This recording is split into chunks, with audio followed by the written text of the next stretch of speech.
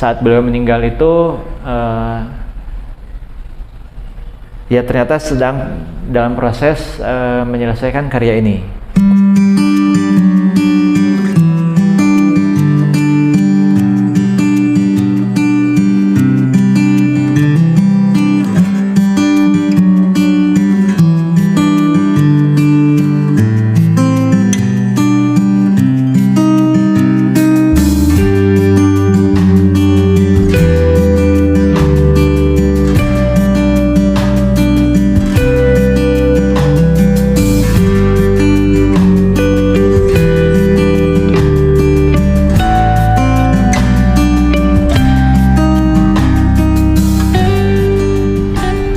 Teman-teman sekalian, Mas Bung,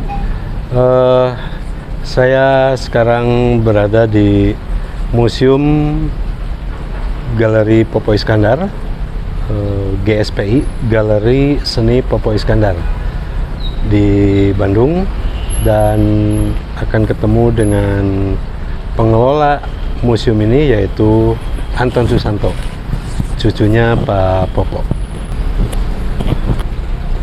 Halo. Nah, ini Anton, teman-teman. Oke, Selamat datang di Gria Seni Popo Iskandar. Intinya nanti kita akan ngobrolin tentang apa isi dari galeri Museum Popo Iskandar ini.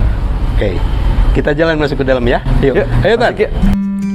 Popo Iskandar dilahirkan di Garut, Jawa Barat pada tanggal 17 Desember 1927. Selain dikenal sebagai pelukis, Popo Iskandar juga banyak menulis esai dan kritik yang tersebar di berbagai majalah dan koran sejak 1958 sampai 1994. Pendidikan melukis dimulai pada tahun 1943 di bawah bimbingan Angkama, Barli, dan Hendra Gunawan yang berpengaruh besar pada gaya lukisannya kemudian. Pada zaman Jepang, Popo Iskandar bergabung di Keimin Bunkasi Doso, yaitu sebuah lembaga kebudayaan Jepang. Tahun 1958, lulus dari Seni Rupa ITB, sempat mengajar di alma maternya selama 4 tahun, dan kemudian mengajar di jurusan Seni Rupa IKIP Bandung dari 1961 sampai 1993. Yuk, masuk. Ya, selamat datang di Gria Seni Popo Iskandar. Ini ruangan ini lobinya. Di sini kita display beberapa piagam penghargaan yang ada di Popo Iskandar dari pemerintah. Terus yang ini ada dari Institut Kesenian Jakarta. Ngajar di KJ juga dulu ya? Iya, jadi waktu Popo itu jadi anggotanya Akademi Jakarta yang pertama seumur hidup itu, di antaranya proyek yang mereka garap itu adalah merumuskan dan mendirikan jurusan seni rupa di IKJ. Nah, terus jadi dulu tahun 70-an itu Popo itu jadi salah satu dari sekian banyak dosen generasi pertama yang ada di seni rupa di IKJ. Itu. Nah, yang ini ada prasasti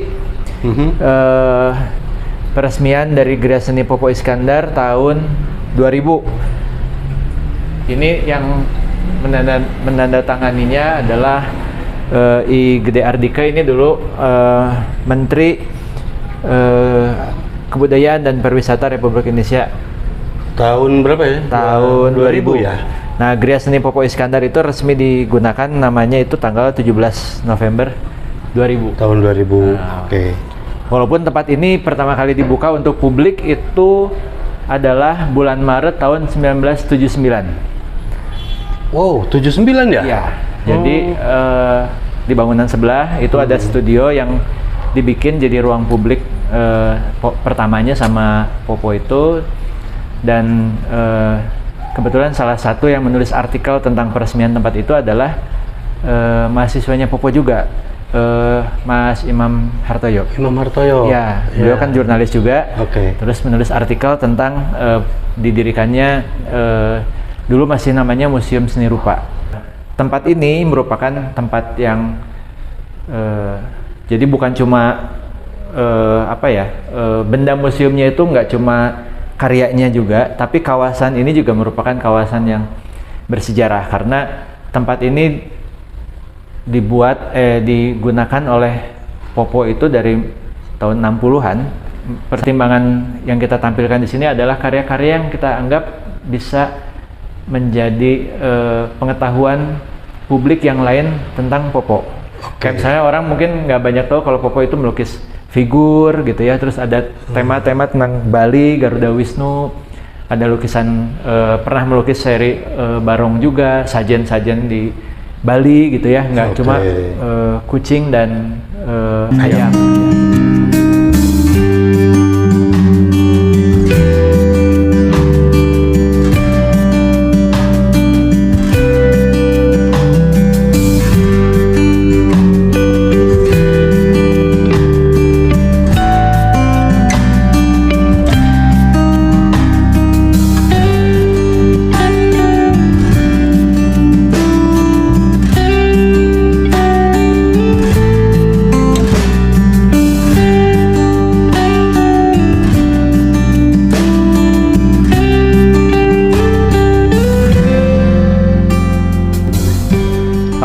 Kita lihat di sini, ini adalah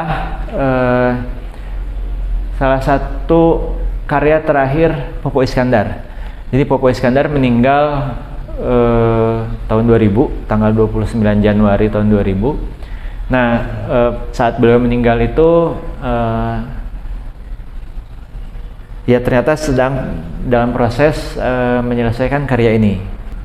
Bentuk ayam jago yang kemudian ia temukan menjadi ciri khasnya itu juga tidak semata-mata muncul tiba-tiba. Karena di sini juga kita ada koleksi yang menunjukkan bagaimana Popo itu juga sudah mulai melukis tema tentang ayam berpuluh-puluh tahun sebelumnya.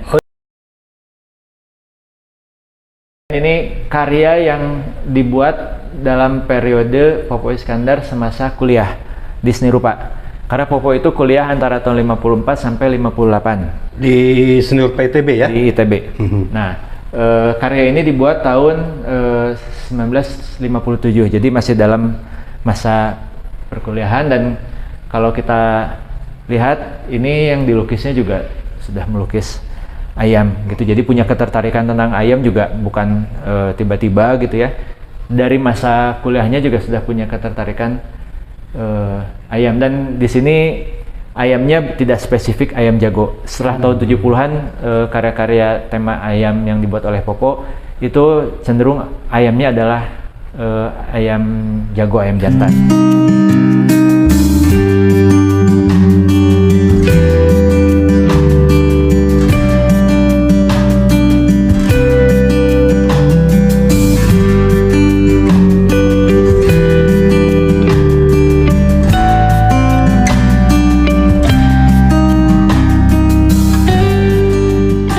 Jadi Popo itu sering, kalau tradisi plein air itu sering bepergian. Nah ini masih jadi tradisi sepanjang hidupnya. Popo itu sering bepergian dan selalu bawa alat gambar.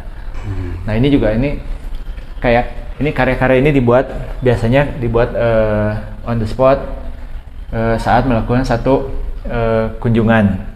Dan ini 79. ya, ini seri karya-karya sketsa yang dibuat live langsung gitu ya, on the spot pada saat sedang ada di Eropa. Jadi kebiasaan untuk plein air itu masih terus terjaga lah gitu. Walaupun sudah kemudian tradisi melukis di studio pun mulai dijalani gitu. Dan publik banyak yang kurang tahu, selain ayam, macan dan kucing, ternyata Popo itu juga banyak melukis pohon bambu. Oh ya? Ya, ini pohon bambu, ini pohon bambu, ini pohon bambu, ini pohon bambu juga, yang tadi juga itu pohon bambu. Jadi banyak versinya, tapi pohon bambu itu termasuk pohon yang paling banyak dan paling sering dibuat sama Popo Iskandar.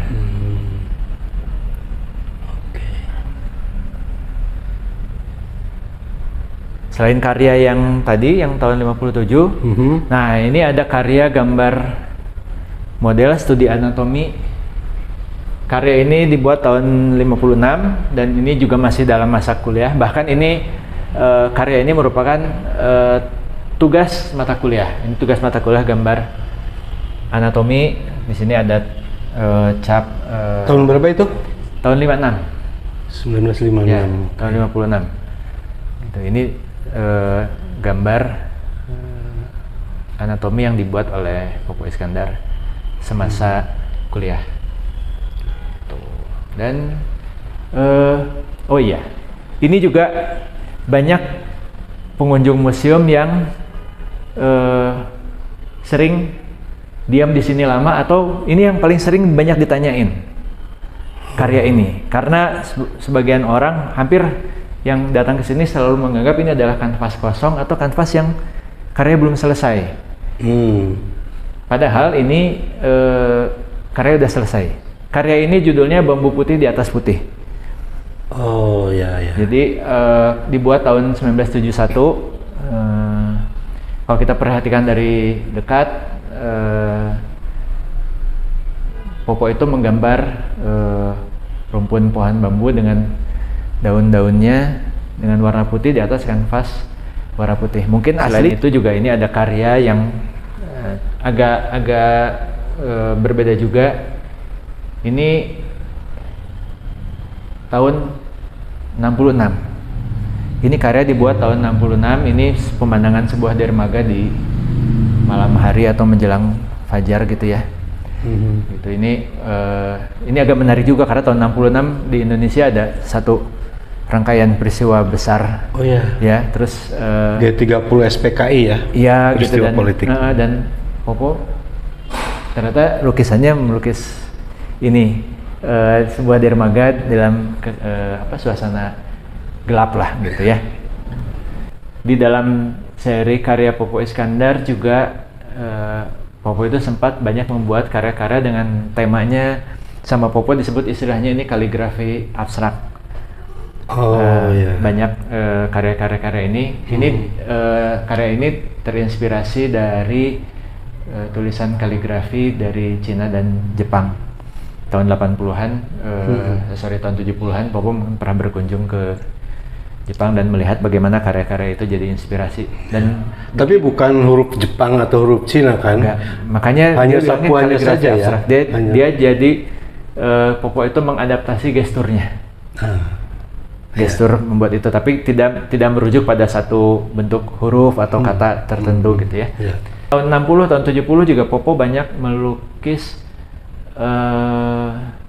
ornamen-ornamen tradisional.